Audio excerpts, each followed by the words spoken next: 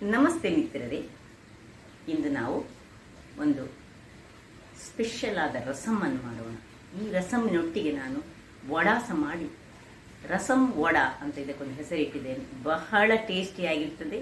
ಮತ್ತು ಈ ರಸಮನ್ನು ಕೇವಲ 5 ನಿಮಿಷದಲ್ಲಿ ಕೆಲವೇ ಇಂಗ್ರೀಡಿಯೆಂಟ್ಸ್, ಖಾಲಿ ಒಂದು ಟೊಮ್ಯಾಟೊ ನಿಮ್ಮ ಹತ್ರ ಮನೆಯಲ್ಲಿದ್ದರೆ ಸಾಕು, ಮತ್ತೆಲ್ಲ ನಿಮ್ಮ ಹತ್ರ ಇರುವ ಮಸಾಲೆ ಇಂಗ್ರೀಡಿಯೆಂಟ್ಸ್ ಅನ್ನು ಹಾಕಿ ಮಾಡಿದಂತಹ ಈ ಸೂಪರ್ ರಸಮ್ ವಡಾ ಹೇಗೆ ಮಾಡುವುದು ಹಾಗೂ ಅದಕ್ಕೆ ಏನೆಲ್ಲ ಸಾಮಗ್ರಿಗಳು ಬೇಕು ಎಂದು ನೋಡೋಣಲ್ಲವೇ.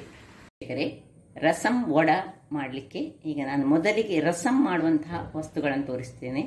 ಇಲ್ಲಿ ನೋಡಿ, 2 ಅಥವಾ 3 ಟೊಮ್ಯಾಟೊ ಬೇಕು ನಮಗೆ. ಸಿಂಪಲ್ 5 ನಿಮಿಷದಲ್ಲಿ ಮಾಡುವಂತಹ ರಸಮ್ ಇದು. ಸ್ವಲ್ಪ ಕೊತ್ತಂಬರಿ ಸೊಪ್ಪು, 1-2 ಕಾಯಿ ಮೆಣಸು, ಮತ್ತು ಇಲ್ಲಿ 1-2 ಬ್ಯಾಡಗಿ ಮೆಣಸು, ಅರ್ಧ ಚಮಚ ಜೀರಿಗೆ, ಸ್ವಲ್ಪ ಬೆಲ್ಲ, 1-2-3 ಎಸಳು ಬೆಳ್ಳುಳ್ಳಿ, ಮತ್ತು ಒಂದು ಅರ್ಧ ಚಮಚಕ್ಕಿಂತ ಸ್ವಲ್ಪ ಜಾಸ್ತಿ ಕರಿಮೆಣಸು, ಸ್ವಲ್ಪ ಬೆಲ್ಲ ಹೇಳಿದೆ ನಾನು ಆಲ್ರೆಡಿ. ಇದು ಸ್ವಲ್ಪ ಜಿಂಜರ್. ಮತ್ತು ಇಲ್ಲಿಗ ವಡ ಮಾಡಲಿಕ್ಕೆ ನಾನು ನೋಡಿ 4 ಗಂಟೆಗಳ ಕಾಲ ನೆನೆಸಿಟ್ಟಂತಹ ಇದು ಉದ್ದಿನ ಬೇಳೆ ಮತ್ತು ಹಿಂಗು, ಮತ್ತು ಇದಕ್ಕೆ ಸ್ವಲ್ಪ ನಾನು ಚಾಪ್ ಮಾಡಿದಂತಹ ಕರಿಬೇವಿನ ಸೊಪ್ಪು ಹಾಕ್ತೇನೆ, ಮತ್ತು ಶುಂಠಿ ಹಾಕ್ತೇನೆ, ಮತ್ತು ಸ್ವಲ್ಪ ಕಾಳು ಮೆಣಸು ಹಾಕ್ತೇನೆ. ಸೊ ಮೊದಲಿಗೆ ಈಗ ನಾವು ರಸಮ್ ಮಾಡಲಿಕ್ಕೆ ಏನೆಲ್ಲ ವಸ್ತುಗಳನ್ನು ಗ್ರೈಂಡ್ ಮಾಡಲಿಕ್ಕೆ 5 ನಿಮಿಷದ ರಸಮ್ ನೋಡಿ.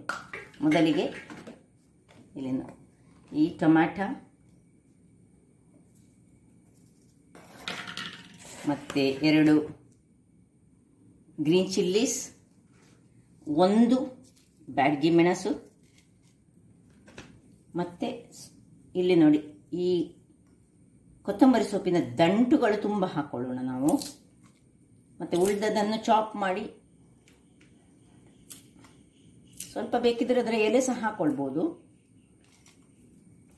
5 ನಿಮಿಷದಲ್ಲಿ ಮಾಡುವಂತಹ ಈ ರಸಮ್ ಫಟಾಫಟ್ ಆಗ್ತದೆ. 2 ಟೊಮ್ಯಾಟೊ ಮತ್ತು ಸ್ವಲ್ಪ ಮತ್ತು ಬೇರೆ ವಸ್ತುಗಳು ನಮ್ಮ ಹತ್ರ ಮನೆಯಲ್ಲಿ ಇರ್ತವೆ.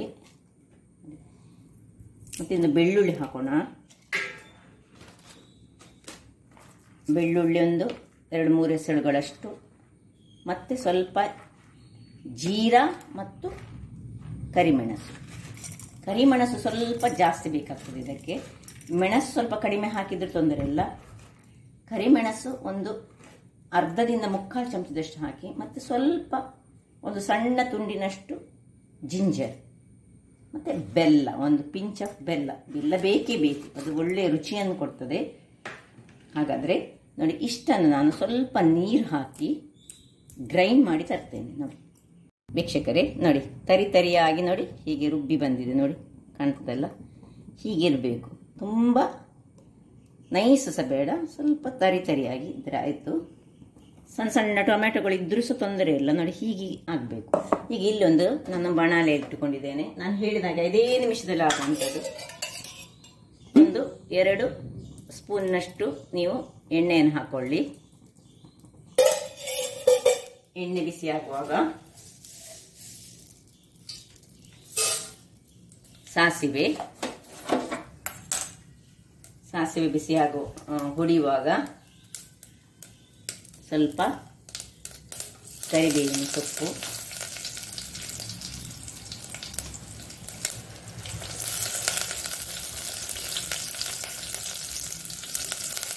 ಇನ್ನು ಸ್ವಲ್ಪ 1 ಅಥವಾ 2, ನಿಮಗೆ ಸ್ವಲ್ಪ ಹೆಚ್ಚು ಖಾರ ಬೇಕಿದ್ರೆ ಇದನ್ನು ಹೆಚ್ಚು ಹಾಕೊಳ್ಳಿ.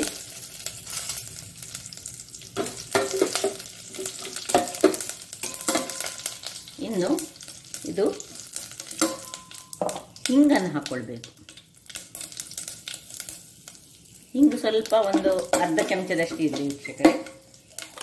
ನೋಡಿ, ಇನ್ನು ಹಿಂಗೆ ಹಾಕಿದ ಕೂಡಲೇ ಈ ಮಿಕ್ಸಿ ಮಾಡಿಟ್ಟಂತಹ ಎಲ್ಲ ಗಳನ್ನು ಹಾಕಿ, ಇನ್ನು ಒಳ್ಳೆ ಎಷ್ಟು ನೀರು ಬೇಕು ಅಷ್ಟು ನೀರನ್ನು ಸೇರಿಸೋಣ ನಾವು.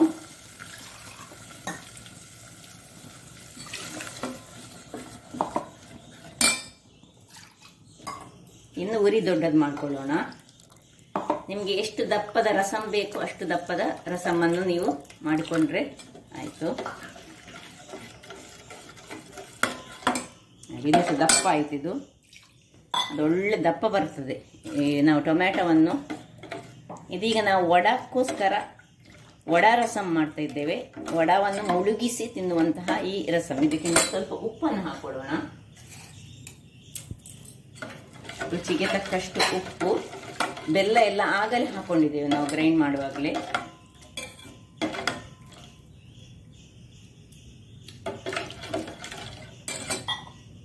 ಓಕೆ, ಇದಕ್ಕೀಗ ನಾನೊಂದು ಬಾಯನ್ನು ಮುಚ್ಚಿ ಇನ್ನೂ ಸ್ವಲ್ಪ ದಪ್ಪ ಆಗಿ ಕಾಣ್ತದೆ ನನಗೆ. ಅದನ್ನು ನಾನು ಸ್ವಲ್ಪ ಅದಕ್ಕೆ ನೀರನ್ನು ಇನ್ನೂ ಸ್ವಲ್ಪ ಸೇರಿಸ್ಕೊಳ್ತೇನೆ.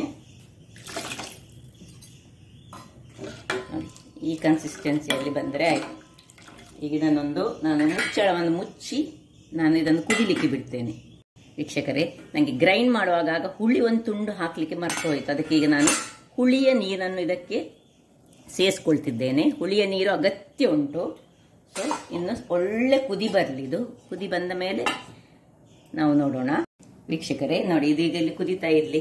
ಕುದಿ ಬರಲಿಲ್ಲ. ಅದಕ್ಕೆ ನಾವೀಗ ವಡಾಕ್ಕೆ ರೆಡಿ ಮಾಡೋಣ. ನಮ್ಮದೀಗ ರಸಂ ವಡ ನೋಡಿ, ಇದು 5-6 ಗಂಟೆಗಳ ಕಾಲ ನೆನೆಸಿಟ್ಟಂತಹ ಉದ್ದಿನ ಬೇಳೆ. ನಿಮಗೆ ಗೊತ್ತಿರ್ಬೋದು.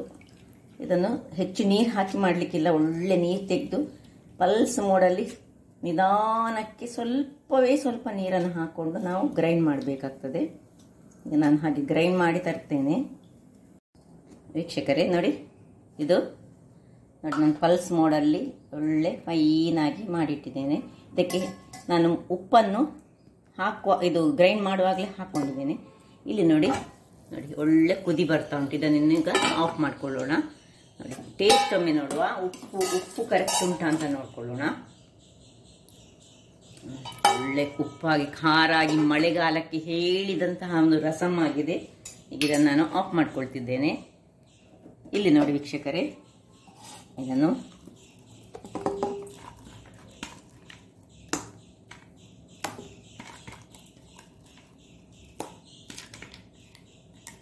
ಇದಕ್ಕೆ ಶಿಫ್ಟ್ ಮಾಡಿಕೊಂಡು ಈಗ ನಾವು ಇದರಲ್ಲಿ ಏರ್ ಫಾರ್ಮ್ ಉಂಟಲ್ಲ, ಅದನ್ನು ನಾವು ಚೆನ್ನಾಗಿ ಹೀಗೆ ಬೀಟ್ ಮಾಡಿಕೊಳ್ಬೇಕು. ಇದರಲ್ಲಿ ಇರುವುದೇ, ಈ ವಡಾದಲ್ಲಿ ಇರುವುದೇ ಹೀಗೆ ಬೀಟ್ ಮಾಡಿಕೊಳ್ಳುವುದು. ಒಂದು ಸಾಧಾರಣ ಒಂದು 10 ನಿಮಿಷ ಕಾಲ ಮಿನಿಮಮ್ ನಾವು ಮಾಡಬೇಕು. ಸ್ವಲ್ಪ ಹೆಚ್ಚು ಮಾಡಿದ್ರೆ ಸಹ ತೊಂದರೆ ಇಲ್ಲ. ಅದು ಫ್ಲಫಿಯಾಗಿ ಬರಬೇಕು.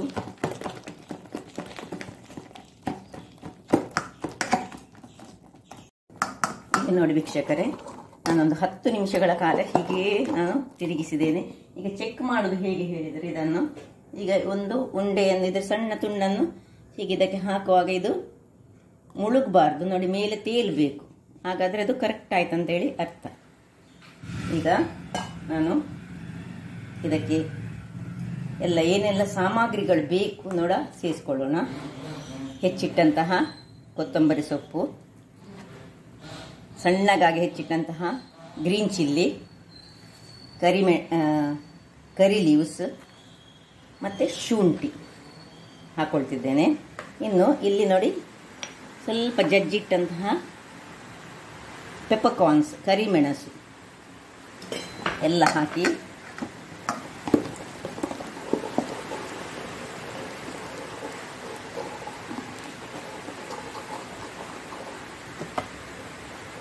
ಇಲ್ಲಿ ನೋಡಿ ಆಲ್ರೆಡಿ ನಾನು ಎಣ್ಣೆಯನ್ನು ಬಿಸಿ ಆಗಲಿಕ್ಕೆ ಇಟ್ಟಿದ್ದೇನೆ. ಎಣ್ಣೆ ಬಿಸಿ ಆಗಲಿ, ಆಮೇಲೆ ಒಂದೊಂದಾಗಿ ವಡವನ್ನು ಸುರಿಗೆ ನಾನು ಕೈಯನ್ನು ಸ್ವಲ್ಪ ಒಳ್ಳೆ ಕ್ಲೀನ್ ಮಾಡಿ ಒದ್ದೆ ಕೈಯನ್ನು ಮಾಡಿಕೊಳ್ತೇನೆ ನೀರಿನಲ್ಲಿ. ಆಮೇಲೆ ಒಂದೊಂದು ವಡೆಗಳನ್ನು ಬಿಡೋಣ. ನೋಡಿ, ಮೊದಲಿಗೆ ನಾನು ಕೈಯನ್ನು ಸ್ವಲ್ಪ ಚಂಡಿ ಮಾಡಿಕೊಳ್ತೇನೆ. ಇನ್ನು ಸೈಡ್ಸಿನಿಂದ ಹೀಗೆ ಎಷ್ಟು ನಿಮಗೆ ದೊಡ್ಡದು ಬೇಕು ನೋಡಿ ಅಷ್ಟು ದೊಡ್ಡ ಹೀಗೆ ಮಾಡಿಕೊಂಡು ಇದರಲ್ಲಿ ಕಾದ ಎಣ್ಣೆಯಲ್ಲಿ ಬಿಟ್ಟರೆ ಆಯಿತು. ಒಂದೊಂದೇ ಬಿಟ್ಕೊಳ್ಳೋಣ.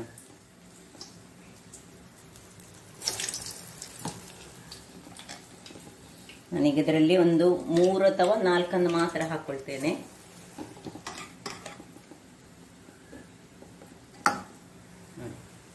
ಇನ್ನು ಉರಿಯನ್ನು ತುಂಬ ದೊಡ್ಡದಿಟ್ಕೊಳ್ಬೇಡಿ, ಮೀಡಿಯಂ ಫ್ಲೇಮಲ್ಲಿ ಈಗ ಕಾಯಿಸ್ಕೊಳ್ಬೇಕು ನಾವೀಗ. ಇಲ್ಲದಿದ್ರೆ ಒಳಗೆ ಕಾಯುವುದಿಲ್ಲ ಅದರದ್ದು. ಕೂಡಲೇ ನಾವು ಸೌಟ್ ಹಾಕ್ಕೊಳ್ಬಾರ್ದು, ಸ್ವಲ್ಪ ನೋಡಿ ಈಗ ಸ್ವಲ್ಪ ತಿರುಗಿಸಿ ಹಾಕೊಳ್ಳೋಣ. ನಿಧಾನಕ್ಕೆ ಮಾಡಿಕೊಳ್ಬೇಕು.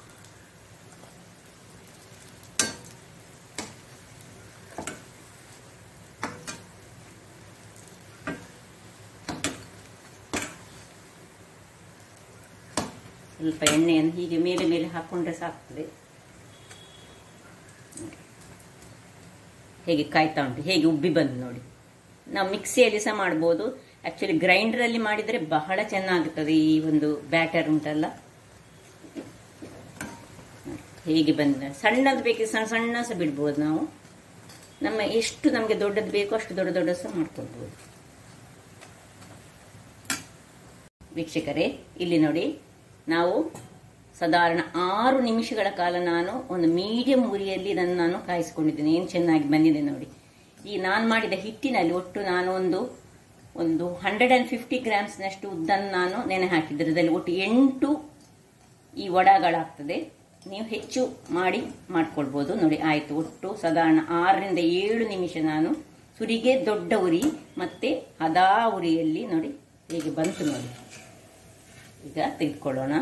ಅದಕ್ಕೆ ಹದ ಉರಿ ಯಾಕೆ ಹೇಳಿದರೆ, ಇಲ್ಲದಿದ್ದರೆ ನಡು ಕಾಯುವುದಿಲ್ಲ ವೀಕ್ಷಕರೇ. ಅದರಿಂದಾಗಿ ನಾವು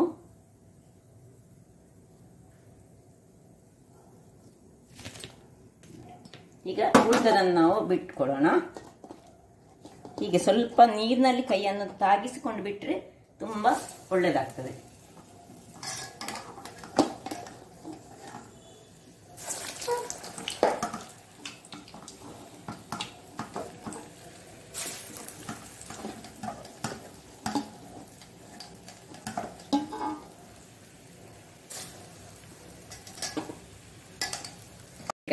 ಇದೀಗ ಹಾಗೆ ಕಾಯ್ತಾ ಇರಲಿ ನೋಡಿ, ಕಾಯ್ತಾ ಉಂಟಿದು. ನಾವು ಸರ್ವಿಂಗ್ ಮಾಡಿದಷ್ಟನ್ನು ಸರ್ವ್ ಮಾಡೋಣ. ಇಲ್ಲಿ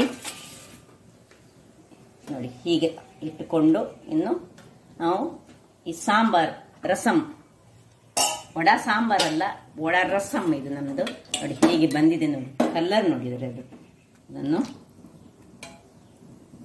ಪರಿಮಳ ಸಹ ಅಷ್ಟೇ ಸೊಗಸಾಗಿದೆ.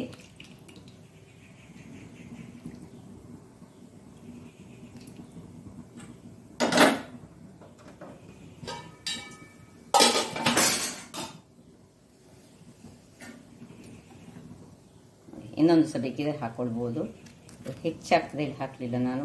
ಓಕೆ, ನೋಡಿದ್ರಲ್ಲ ವೀಕ್ಷಕರೇ, ಇದಕ್ಕೆ 2 ಮಂದಿ ಇರುವ ಮನೆಯವರಿಗೆ 4 + 4 ಅಲ್ಲಿ ಆಗ್ತಾ ಉಂಟು, ಕರೆಕ್ಟ್ ಆಗ್ತದೆ. ಹಾಗಾದರೆ ನನ್ನ ಈ ಕುಕಿಂಗ್ ಚಾನಲ್ ನಿಮಗೆ ಇಷ್ಟ ಆದರೆ ಬೋಳೂರು ಸುವರ್ಣ ಚಾನಲನ್ನು ಲೈಕ್ ಮಾಡಿ, ಶೇರ್ ಮಾಡಿ ಹಾಗೂ ಸಬ್ಸ್ಕ್ರೈಬ್ ಮಾಡಿ. ನನ್ನ ಇನ್ಸ್ಟಾಗ್ರಾಮ್ ಪೇಜನ್ನು ಫಾಲೋ ಮಾಡಿ. ಧನ್ಯವಾದಗಳು.